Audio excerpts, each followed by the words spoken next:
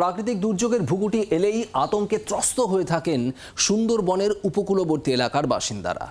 এবার সেখানে তৈরি হবে পাকাপোক্ত বাঁধ, আর এর জন্য বাজেটে 200 কোটি টাকা বরাদ্দ করেছে রাজ্য সরকার।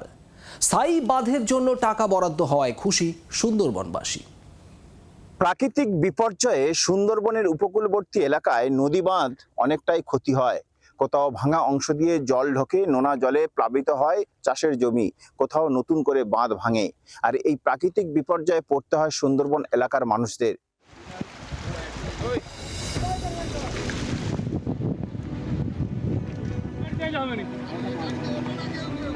নামখানা কাকদ্বীপ পাথর প্রতিমা, গঙ্গাসাগর সহ সুন্দরবনের বিস্তীর্ণ এলাকায় একাধিক বাঁধ বেহাল। প্রাকৃতিক দুর্যোগের সময় প্রশাসন অস্থায়ীভাবে বাঁধ তৈরির উদ্যোগ নিলেও স্থায়ী সমাধান হয় না।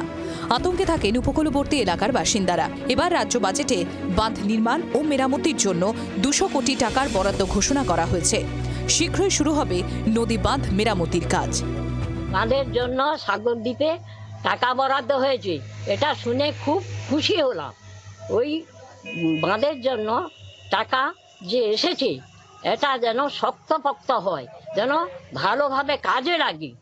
হ্যাঁ, আবার বর্ষা হলে যেন না ডুবে যায়। কাজ হচ্ছে, কাজ হলে কেউ নতুন মান না এই বাঁধে রিপেয়ারিং করছে। সামনে তো একবার জলের স্রোত, এই স্রোতটাকে যদি ফেরানো যায় তাহলে একটু যদি বোল্ডারে যদি একটা ব্যবস্থা করে তাহলে কচুগুড়া ঘাট ভেসেল ঘাট পর্যন্ত থাকবে, না হলে সমস্ত হয়ে চলে যাবে। তো বোল্ডার পড়ে মানুষ ভালোভাবে পাস করতে পারবে। কি ক্ষতি হয়েছিল বাঁধ ভাঙতে ঘর বাড়ি জায়গা জমি চাষবাস যেগুলো ছিল সেগুলো সব নষ্ট হয়ে গেছে। এই বর্ষায় ঝড় টর হলে ভেঙে যেতে পারে, বাঁধ জল ঢুকে যেতে পারে। এই আগে একটা ঝড় হয়েছিল, ওই ভেঙে জল ঢুকে গেছিল, নদী বাঁধে ভেঙে গেছিল।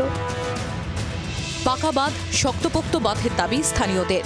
বাঁধ সঠিকভাবে তৈরি হলে আর প্রাকৃতিক দুর্যোগে ঘর বাড়ি ভাঙবে না, বাঁধ ভেঙে ঢোকা নোনা জলে নষ্ট হবে না জমির ফসলও। এবারে বাজেটে 200 কোটি টাকা বরাদ্দ করেছে রাজ্যের বিভিন্ন জায়গায় এই যে নদী বাঁধ আছে সেই নদী বাঁধের কাজের জন্য।